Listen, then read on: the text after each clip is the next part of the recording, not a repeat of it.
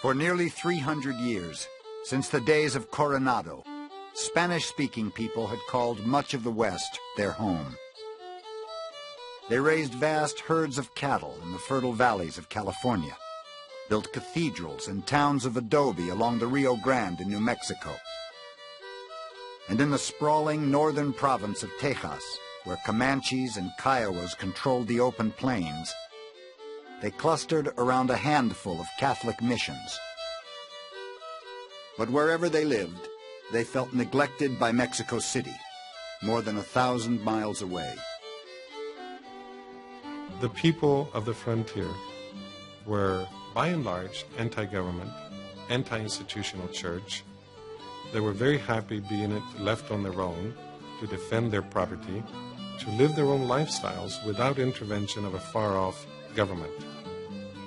The Spanish colonists, their motto was, God is in heaven, the Pope is at the Vatican, the King is in Madrid, the Viceroy is in Mexico City, and to hell with you, I'm in San Antonio. For generations, foreigners had been kept out of the isolated northern provinces. Then, after the Republic of Mexico won its independence in 1821, it announced that Americans were now welcome in Tejas, Texas. Mexico had had what seemed like a good plan, how to get settlers and colonists into Texas to make sure it was a settled territory that the United States would have to back off from. The Mexican population doesn't really have a surplus that can provide that kind of settlement, so it seemed like a good idea. It's one of those moments of hindsight where you think, oh, watch out for this one. This village has been settled by Mr. Stephen F. Austin, a native of the United States of the North. Its population is nearly 200 persons, of which only 10 are Mexicans. The Americans are in general, in my opinion, lazy people of vicious character. Some of them cultivate their small farms, but this task they usually entrust to their Negro slaves, whom they treat with considerable harshness. In my judgment, the spark that will start the conflagration that will deprive us of Texas will start from this colony. Lieutenant Jose Maria Sanchez. In 1821, an ambitious ex-newspaperman from Missouri named Stephen F. Austin settled 297 American families and their slaves on the Brazos River in East Texas. In exchange for the land, they agreed to convert to Catholicism and swear allegiance to the Republic of Mexico. Under the same terms, Mexico granted others the right to settle in Texas. But soon, the plan began to backfire.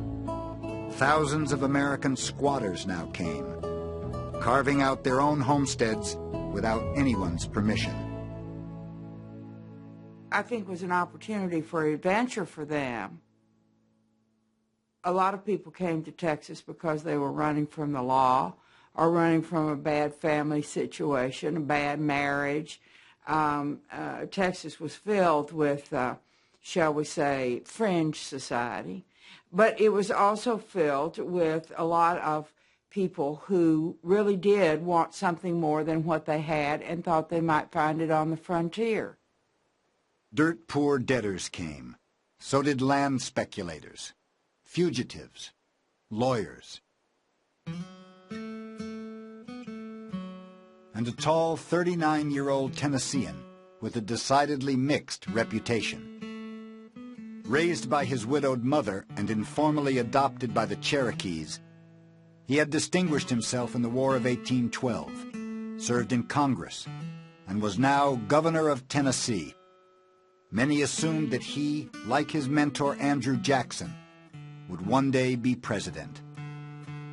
His name was Sam Houston.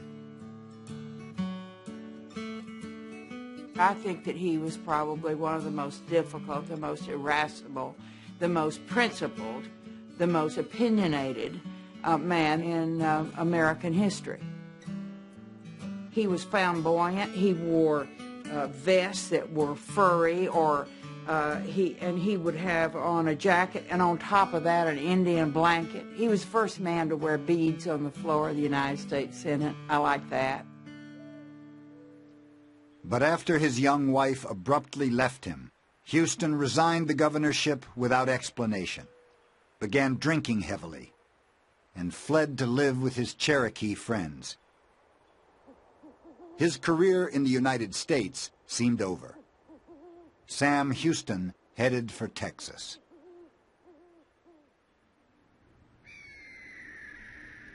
An eagle swooped down near my head, and then soaring aloft with wildest screams was lost in the rays of the setting sun. I knew that a great destiny waited for me in the West. Sam Houston. There were now nearly 35,000 American-born immigrants and their slaves in Texas, 10 times the number of Spanish-speaking Tejanos. Despite growing tensions, and despite their many differences, both groups agreed on one thing. They resented taking orders from far-off Mexico City. Then, in 1835, General Antonio Lopez de Santa Anna was elected President of Mexico. At first, he promised to restore greater autonomy to Texas. Instead, Santa Anna declared himself dictator, the Napoleon of the West, and when Texans rebelled and talked of independence, he led an army north, 5,300 men, flying a black flag that meant no quarter.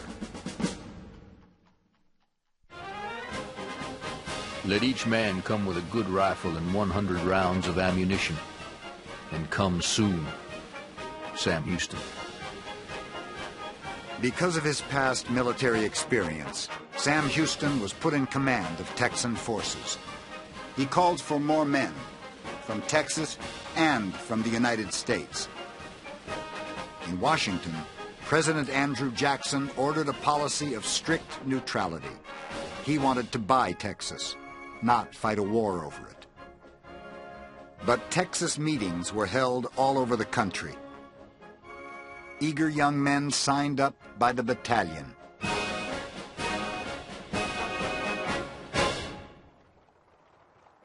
In San Antonio, 146 men gathered at an old Spanish mission called the Alamo to stop Santa Anna's army. Houston believed the Alamo was impossible to defend and ordered it blown up.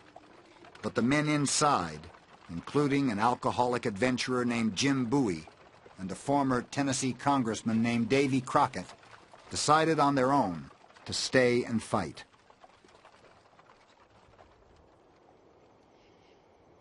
On February 24th, 1836, Santa Anna reached San Antonio and demanded that the Alamo's occupants surrender or be annihilated. Its commander, William Barrett Travis, answered with a cannon shot. The Mexicans settled in for a siege. Travis scribbled out an urgent plea for reinforcements and entrusted it to a 30-year-old captain of the Texas Army, a Tejano named Juan Seguin. He slipped through the Mexican lines and delivered the call for help. Meanwhile, in a rundown farmhouse in the tiny settlement of Washington on the Brazos, 59 men, including 3 Tejanos, declared Texas an independent republic and hammered out a constitution modeled after that of the United States. But there would be no reinforcements for the Alamo. Houston still considered it folly for his outnumbered army to fight Santa Anna there.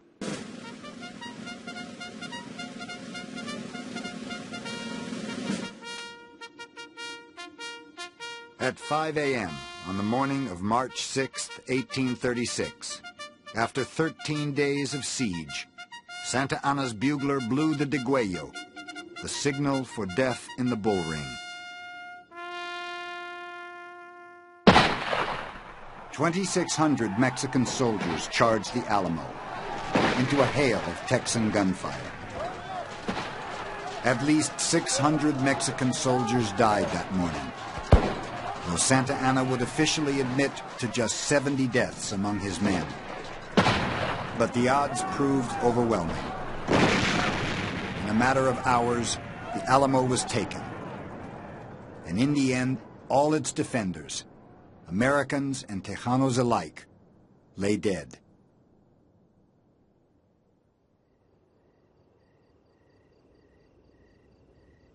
What is important about the Alamo is not the number of men or who they were or the various personalities, but the fact that this small group of men chose to defend an impossible position against a superior number and held it for 13 days.